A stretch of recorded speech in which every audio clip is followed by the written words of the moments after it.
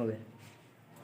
Europe में राष्ट्रवाद, class 10 का एसएसटी का ये सब्जेक्ट है इतिहास, और इतिहास में पहला लेसन है आपका यूरोप में राष्ट्रवाद। यूरोप में राष्ट्रवाद में जितना भी ऑब्जेक्टिव है उस ऑब्जेक्टिव को हम कैप्चर करेंगे, और जो सबसे महत्वपूर्ण सवाल है उन सवालों को हम चर्चा करेंगे, ज़्यादा समय नहीं लेंगे। आइए 1 नंबर वस्तुनिष्ठ पर चलते हैं। यूरोप का मरीज किसे कहा जाता है?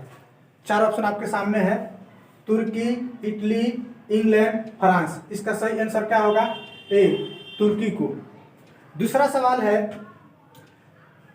लाइए कंप्यूटर महोदय। यंग यूरोप का संस्थापक कौन था? अर्थात यंग यूरोप को स्थापना करने वाला था Mazzini, Garibaldi, Victor Emmanuel, Mussolini. इसका सही आंसर होगा मेजनी, अर्थात ऑप्शन नंबर ए सही होगा इसका। तीसरा नंबर सवाल है, यूरोपीय सभ्यता का पालना किस देश को कहा जाता है? यूरोपीय सभ्यता का पालना किस देश को कहा जाता है? इटली, रोम, स्पेन, यूनान। इसका सही आंसर होगा यूनान को। 4 नंबर क्वेश्चन लाइए। इटली के एकीकरण का मसीहा किसे कहा जाता है?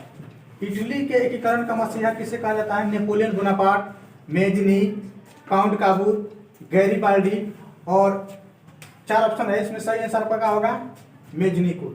इटली के एकीकरण का मसीहा आपको मेजनी को कहा जाता है। अगला सवाल लाइए, 5 नंबर सवाल। यूरोपीय राष्ट्रवाद से प्रभावित होकर भारतीय शासक जैकोबिन क्लब की स्थापना किसने की? हैदर अली, टीपू सुल्तान, सफदरजंग और शिवाजी। तो इसका सही आंसर होगा टीपू सुल्तान।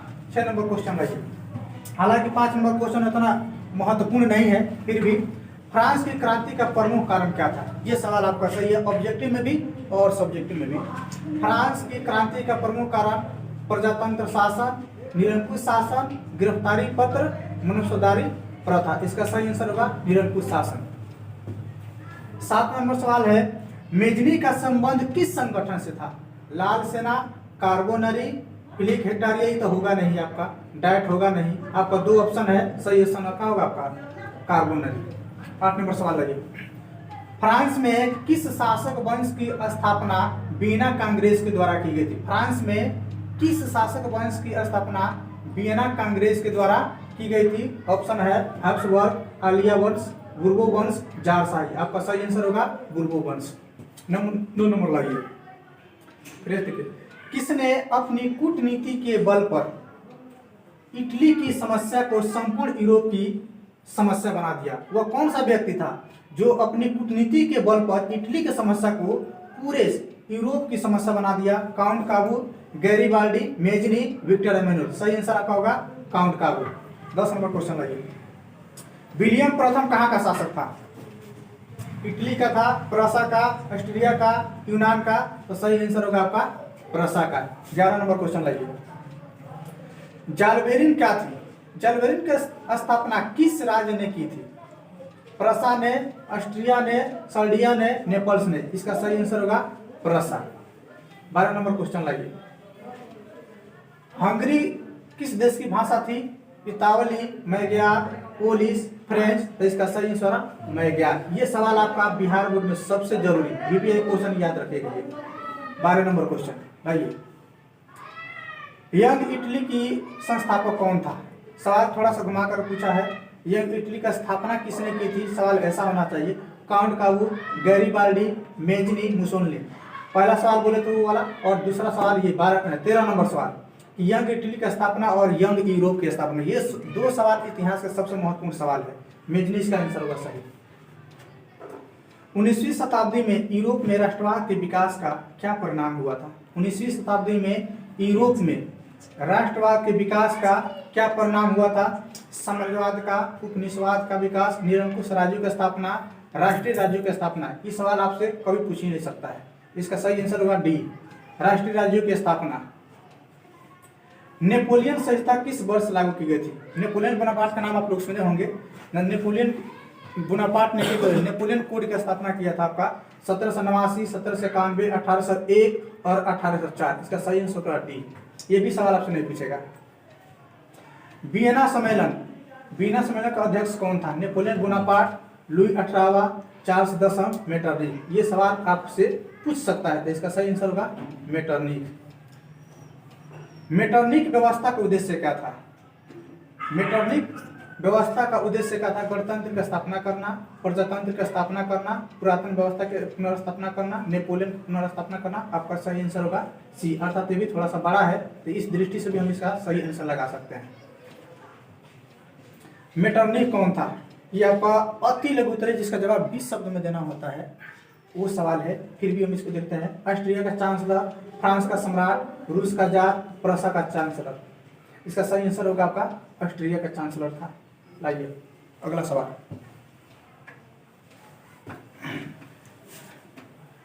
सेडोन का युद्ध किसके बीच हुआ था? ऑस्ट्रिया और प्रूसिया के बीच में, प्रूसिया और डेनमार्क के बीच में, प्रूसिया और फ्रांस के बीच में, इटली और रोम। तो इसका सही आंसर आपका फ्रांस और प्रूसिया, ये दो देशों के बीच में सेडोन का युद्ध हुआ था। किसने कहा था? हाँ, ये सवाल आपका बिहार बोर्ड के लिए आपका सबसे जरूरी है। ये सवाल आप पढ़िएगा, बीटीसी में तो आपको नहीं मिलेगा, आप स्टूडेंट फ्रेंड्स ऐसे किताब पढ़िएगा तो ये सवाल आपको उसमें मिलेगा। किसने कहा था फ्रांस जब छिकता है तो बाकी यूरोप को सर्दी जुकाम हो जाता है? Napoleon, Hitler, Metternich, Garibaldi. इसका सही आंसर होगा मेटरनिक में। अगला सवाल है 21 नंबर। बिस्मार्क विद्वान की बिस्मार्क जो है किस विद्वान की विचारधारा से प्रभावित था? बिस्मार्क किस विद्वान की विचारधारा से प्रभावित था? रूसो, हीगेल होगा नहीं, दो ऑप्शन आपके सामने है, आपका सही आंसर होगा हीगेल। ये दोनों का कौन को भी नहीं होगा। नेपोलियन कोड में कुल कितने कोड थे? 3, 5, 4 और 7। सही आंसर होगा आपका 5। अगला क्वेश्चन लाइए। जर्मनी एवं इटली के एकीकरण के विरुद्ध निम्न में कौन था? इंग्लैंड, रूस, ऑस्ट्रिया, प्रूसिया। करेक्ट आंसर होगा आपका ऑस्ट्रिया। यूरोपवासियों के लिए किस देश का साहित्य एवं विज्ञान प्रेरणा का स्रोत है? ये सवाल भी आपको जरूरी है, इसको याद रखना। यूरोपवासियों के लिए किस देश का साहित्य एवं विज्ञान प्रेरणा का स्रोत रहा है? जर्मनी का, यूनान का, तुर्की का, इंग्लैंड का। देखिए इतिहास पढ़िएगा था इस सबका उतना जिक्र आपको नहीं मिलेगा। यूनान का साहित्य आपका सही आंसर होगा। नेपोलियन ने जर्मनी में किस संघ की स्थापना किया था? नेपोलियन ने जर्मनी में किस संघ की स्थापना किया था? ट्रांसपेडेन, सिस्प्लाइन संघ, राइन संघ, इनमें से कोई नहीं। इसका सही आंसर राइन संघ, सी।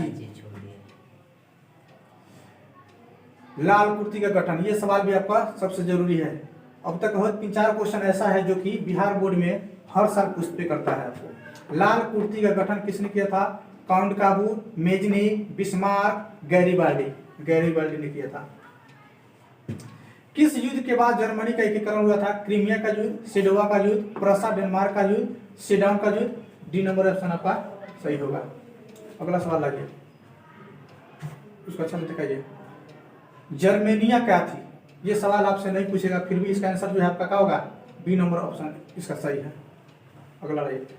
काउंट काबूर कौन था? जर्मनी का राजा था, या कि इटली के प्रधानमंत्री था, या इटली का राजा था, या जर्मनी का मंत्री था? आपका सही होगा इटली का प्रधानमंत्री था। जर्मनी का एकीकरण कब हुआ था? 1871 ईस्वी में। अगला सवाल है, रोमानीवाद क्या था? एक राजनीतिक आंदोलन, एक सांस्कृतिक आंदोलन, एक आर्थिक क्रांति या धार्मिक क्रांति? एक सांस्कृतिक आंदोलन, बी नंबर ऑप्शन। जालबेरी क्या थी? ये भी सवाल आपका जरूरी है। इतिहास में परीक्षा जब भी लीजिएगा तो इतिहास के सबसे VVI ऑब्जेक्टिव सवाल है, जालबेरी क्या थी? तब व्यापारियों की एक संस्था थी। बी नंबर ऑप्शन इस सकता होगा। इसमें गलत आंसर दिया ना, दिखाइएगा 25 नंबर। जालबेरी क्या थी?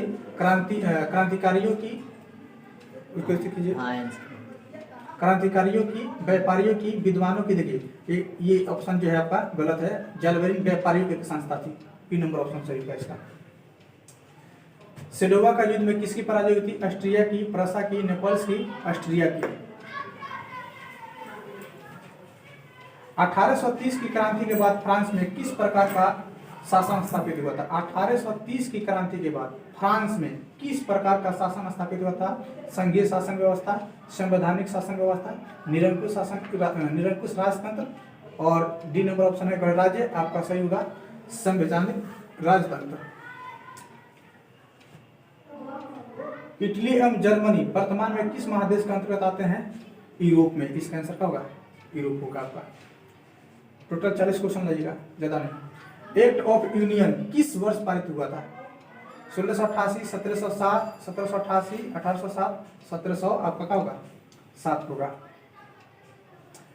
मरियम किस देश की राष्ट्रवाद का प्रतीक है? फ्रांस का, जर्मनी का, इटली का, रूस का? तो इसका सही आंसर है आपका जर्मनी का। आंसर में ई दिया, फ्रांस का, हाँ सही होगा, ये गलत होगा आपका। यूनान के स्वतंत्रता संग्राम में किसकी पराजय हुई थी? यूनान के स्वतंत्रता संग्राम में किसकी पराजय हुई थी? यूनान की, तुर्की की, रूस की, फ्रांस की? इसका सही आंसर होगा बी होगा, तुर्की की। Second last, friends of Italy नामक संस्था का गठन किसने किया था? जियो बार्टी ने, चार्ल्स एल्बर्ट ने, विक्टर इमैनुअल ने, मेजरी ने? डी नंबर ऑप्शन आपका। लेकिन ये सवाल आपका नहीं पूछेगा। बिस्मार्क क्या था? कवि था, नाटककार था, संगीतज्ञ था, कूटनीतिज्ञ था? कूटनीतिज्ञ। आपका लास्ट सवाल इतना ही रहेगा। आज के लिए इतना काफी है, फिर कभी, है ना।